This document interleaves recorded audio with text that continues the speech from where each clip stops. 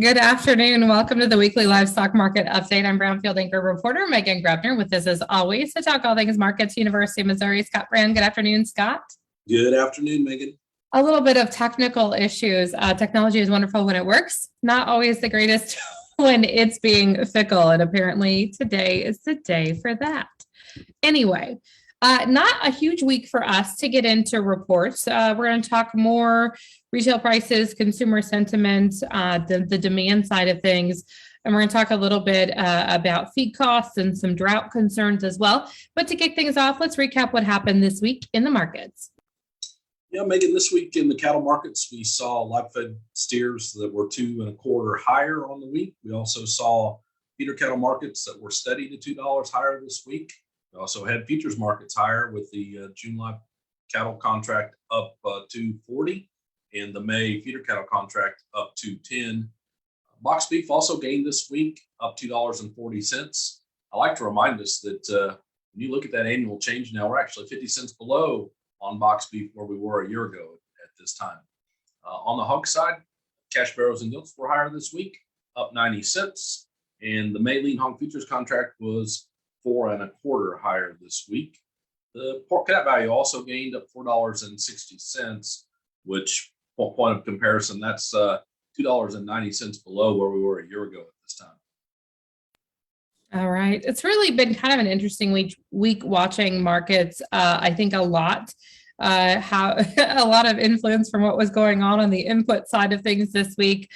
Really kind of an interesting week as well. We saw a massive sale of corn to China this week. We saw a couple of fairly large soybean sales as well. And I would assume that when it comes to play, has some concern building on the input side for our livestock producers, knowing that there's just tight supplies globally.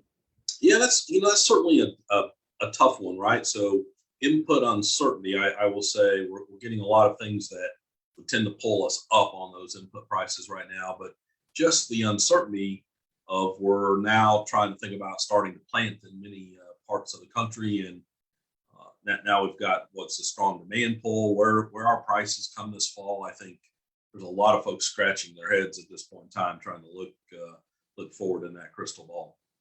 There's a lot of people who are also itching to get into the field.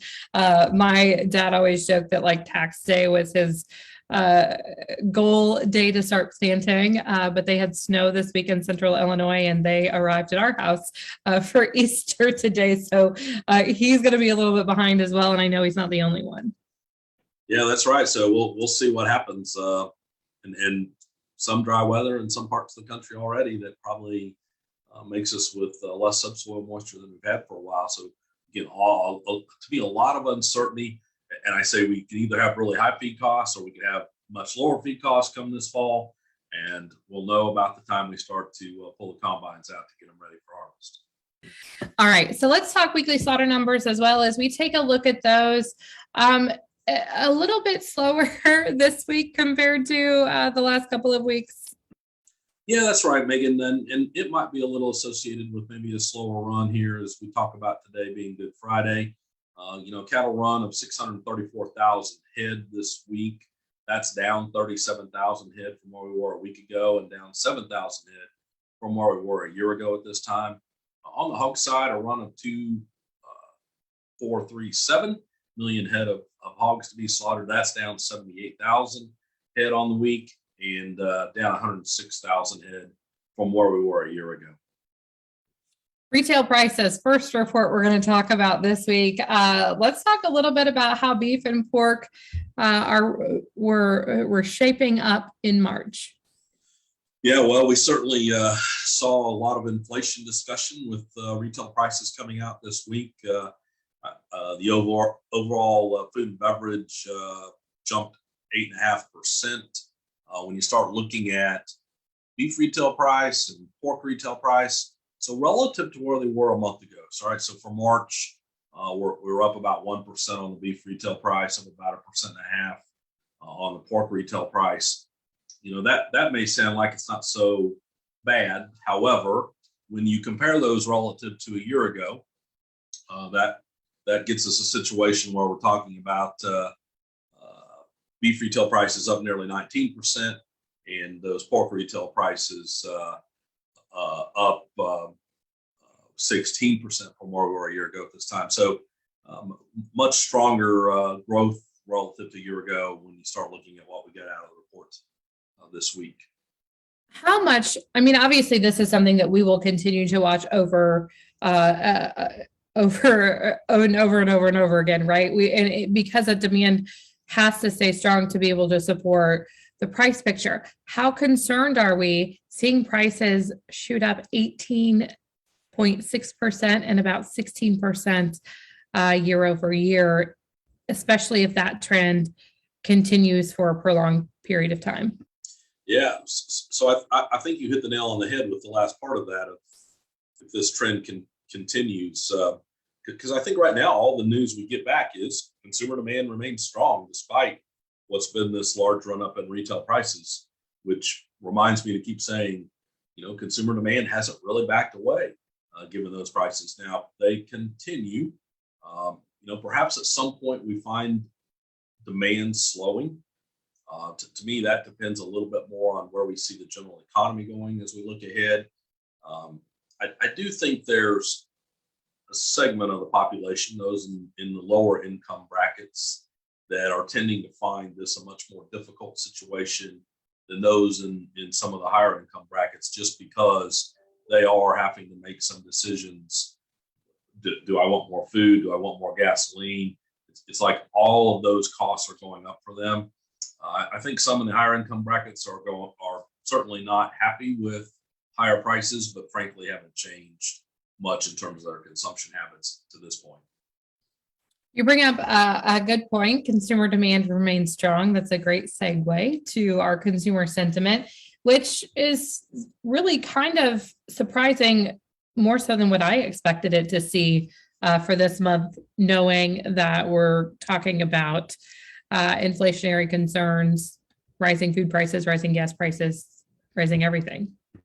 Yeah, that's right. So really good news, and frankly, I don't think anybody really expected quite the positive news we got out of consumer sentiment for April.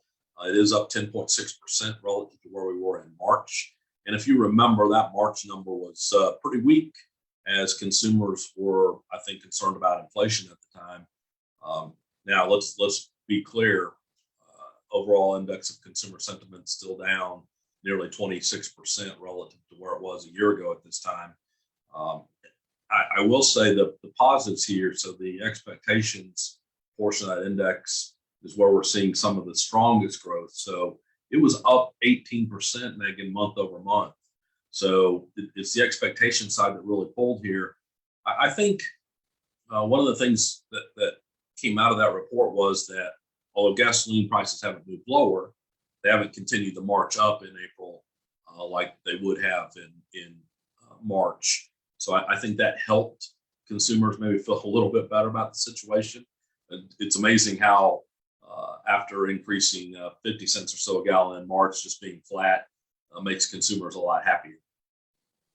So that brings us to our next point. The administration made a pretty big announcement this week in an attempt or in an effort to help alleviate some of the pressure at the pump. We will see E15 throughout the summer months. Now, when we talk about this, I don't want to have a food versus fuel conversation, but I do think we need to have a conversation about tight supplies, strong demand for corn, more corn going into ethanol. And what does that do on the back end, though, for our livestock producers who are already facing record prices? Yeah, it's a very good question, and we're going to have to watch, I think, as we look forward. So number one, you've summed up very well. We already have a tight situation in terms of that corn balance sheet, and you add some additional ethanol demand by allowing E15. I might argue it's not going to be that much more corn that goes to the ethanol side, yet it will be more. All else equal makes prices higher. For me, I guess as I look ahead, I go, thank goodness we've been running at least cattle prices well above year-ago levels. So it helps offset some of that higher input cost. my concern, if I wanted to talk about what's the big negative that could be coming, it's that consumers decide they aren't willing to pay for the retail meat prices that we just talked about.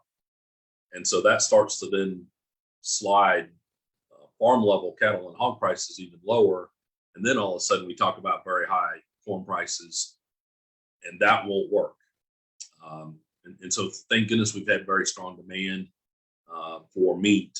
And I think it doesn't cure all of the input price inflation that we're talking about, but it helps us manage it a lot better than maybe we would have anticipated, just given how strong those corn prices have been. So I have another question. We talk about higher prices. There is an ongoing drought situation in some of the largest part of the largest cattle producing parts of the country. We're talking about hay shortages.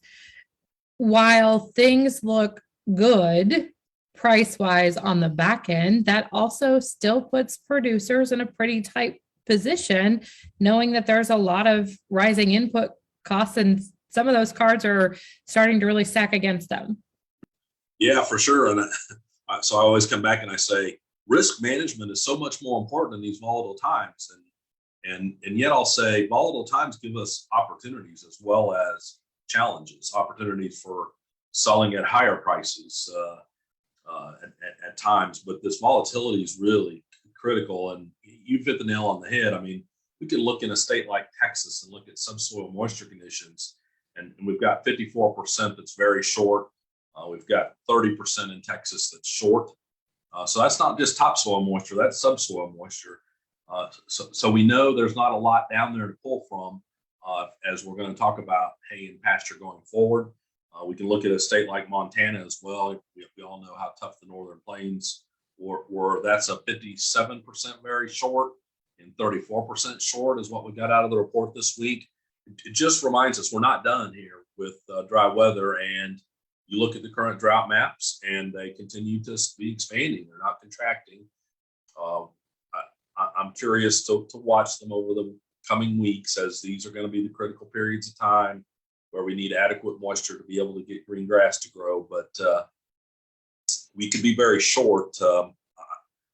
Although this is not the time to sign up for things like pasture rainfall insurance, I would remind cattle producers that that's another tool that they really need to look at very hard in terms of some of those rainfall indexes and the ability to try to reduce the risk of dry weather in their particular operation. Do we anticipate, and I know we won't know this for a while, but if there are producers who are in situations where liquidation is their option, do we anticipate a shift in cattle supply? So maybe not going into the food system, but into other parts of the country, because in other places where they aren't pressured as much by drought conditions? Yeah, so again, a really good question. And I go, for me, thus far, it's been a mixed bag. And I say that because you look at the cattle report, and I'll pick on my home state of Missouri, down 94,000 beef cows as of January 1, 2022, relative to a year ago. And I go, we didn't have drought, really. We might have had some dry weather occasionally, but no serious drought. So we stuck out as reducing. You look at, however, a lot of the what I call southeast part of the U.S., we saw actually a little bit of at least flat or maybe a little bit of growth in some of those states. So do we pull beef cows east? Probably all else equal, the answer to that question is yes. If that dry weather continues, they of course, I'd always say don't forget they can move back over time. It may just take a couple of years before some of what's been back-to-back dry weather years, folks can start to recover from. Scott, it's always great to see you in chat. As we look ahead to next week, what reports do we have? Yeah, so we'll get livestock slaughter out next week, as well as cattle on feed and cold storage next week, Megan. All my favorites. Have a great weekend. We'll talk to you. Happy Easter. We'll talk to you next Friday. Yeah, happy Easter as well, Megan.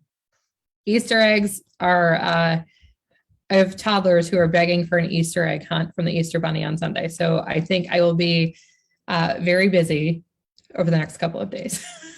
Hopefully the Easter Bunny gets outside to hide the eggs for your kids. Yes.